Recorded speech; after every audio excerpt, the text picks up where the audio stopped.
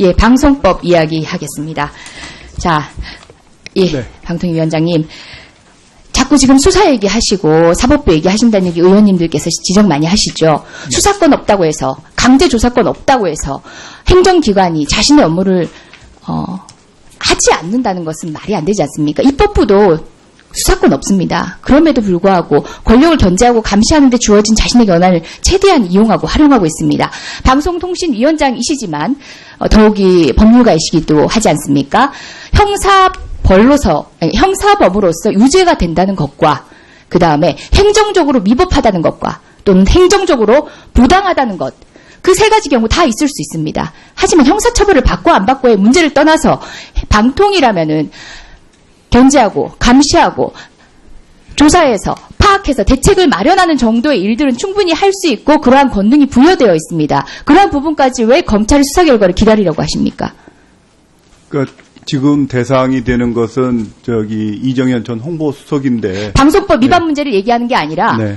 자, 방송의 공정성에 개입했으나 방송법 위반은 아닐 수도 있다고 칩시다. 저의 생각은 다릅니다. 물론 분명히 위반이라고 생각하지만 그것은 차치하고서라도 그럼에도 불구하고 공정성에 해를 가할 수 있는, 위해를 가할 수 있는 충분한 부당한 행위였다라고 판단한다면은 관련된 조사를 하고 진상조사를 하고 수사권은 없지만 기타 확인할 수 있는 자료들을 통해서 또는 공지된 언론에서 회자된 내용을 통해서 파악을 해가지고 관련된 대책을 수립할 수 있는 거 아닙니까? 그건 왜 방기하십니까? 수사기관의 하부기관이십니까? 아니지 않습니까? 네, 그렇지는 않습니다. 그렇죠. 네. 그리고 판단은 달라도 되는 거 아닙니까? 아시지 않습니까? 법률가시잖아요. 심지어 형사법원과 민사법원과 행정법원의 판결도 다릅니다. 네, 그런데 왜 독립기관으로서의 기관장으로서의 판단의 권능을 그냥 버리십니까? 물론 그렇지만 지금 논의되고 있는 이 사안은 지금 의원님이 다 관심을 가지듯이 굉장히 첨예한 사안이라고 생각이 됩니다. 그래서 세상에 첨예하지 않은 사항이 방통위 위원장에게 주어진 권한 없습니다. 모든 것이 첨예합니다. 모든 이해관계자들이 존재합니다. 자, 그러면은 방송법 위반이 되는지 안 되는지 법률가시니까 이전에 법률가시니까 저도 법률가였습니다. 한번 생각해볼까요? 방송 편성에 간섭한 자입니다. 자, 이거 결과범입니까? 방송 편성이 잘못돼야지, 그럼 결과로 이르러야지 처벌할 수 있는 범죄입니까? 아니지 않습니까? 간섭이 되면 되지 않습니까? 그죠? 예, 제 개인적인 생각으로는 간섭하는 행위를 했다고 판단이 되면. 그렇죠. 간섭하는 행위를 했다고 판단이 되면. 자, 그런데 시청자가 게시판에 올려가지고 이 프로그램 저 프로그램 감나라 배나라 합니다. 간섭입니까? 아니겠죠. 다수의 위력을 과시한다면 간섭일 수도 있겠죠. 그런데 이정현 청와대 수석입니다. 청와대 수석입니다. 일반 사인입니까? 그냥 방송 보고 심기가 불편한 시청자였습니까? 아니지 않습니까? 당사자의 신분이라는 건 충분히 법적으로 판단이 돼야 되는 거 맞지요? 근데 이제 청와대 수석이 전화를 했다 그래서 무조건 다 또 간섭이라고 내용 할 봤지요? 수는 없습니다. 내용 보면은 예. 방송 편성에 대한 일반론적인 권고를 하고 있습니까? 아닙니다. 아주 구체적으로 얘기합니다.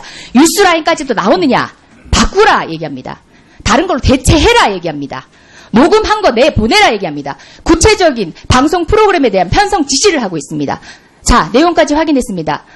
간섭입니까? 아닙니까?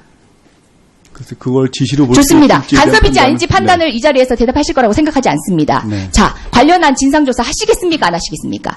수사권이 없다고 얘기하지 마시고 수사권 없는 거 다 알고 있습니다. 하지만 거시된 사항들, 일반인들이 다 알고 있는 사항들 모아가지고라도 판단할 수 있는 충분한 자료가 될 수 있습니다. 녹취록 오늘 보셨지요? 녹취록 플러스 또 있습니다. 다른 자료 없지 않습니다. 당시에 이런 녹취록의 전화가 이루어지기까지의 KBS의 보도의 형태들, 그 다음에 9일날, 그 다음에 그로부터 21일날, 그리고 그로부터 9일 뒤에 전화가 이루어지던 당시까지의 보도의 어떤 태양들, 자료 이미 나와 있습니다.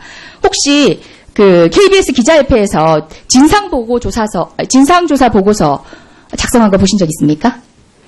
관련 내용 참조해서 한번 보십시오. 네. 그 내용을 보고 그 판단을 따르라는 뜻이 아닙니다. 관련된 내용을 보면요.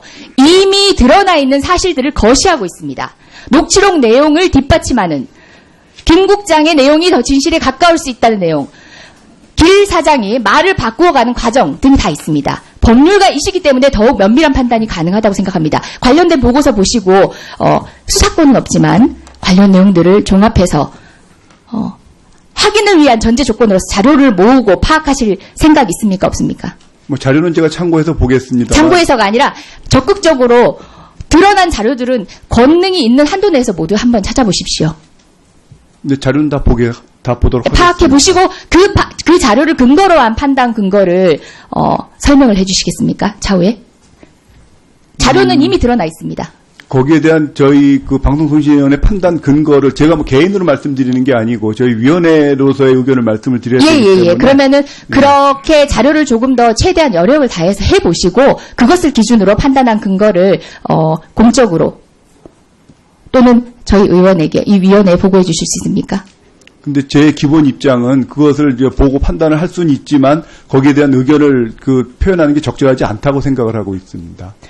왜요? 왜 방기하시나요? 검찰의 하부기관이신가요? 검찰의 결과를 기다리셔가지고 검찰하고 일치하는 결정을 내리실 건가요? 검찰이 수사한 권한만 검찰이 수사한 내용과 자료만 근거로 판단하실 수 있습니까? 아닙니다. 그런 이미 취지가 자료는 충분합니다. 아니고요. 그런 취지가 아니고 이런 지금까지 방송에 개입 또는 간섭했다는 안 하시겠다는 사례들을 얘기로 듣겠습니다. 일단 직무를 방기하신 걸로 보이고요. 1분 더 쓰겠습니다.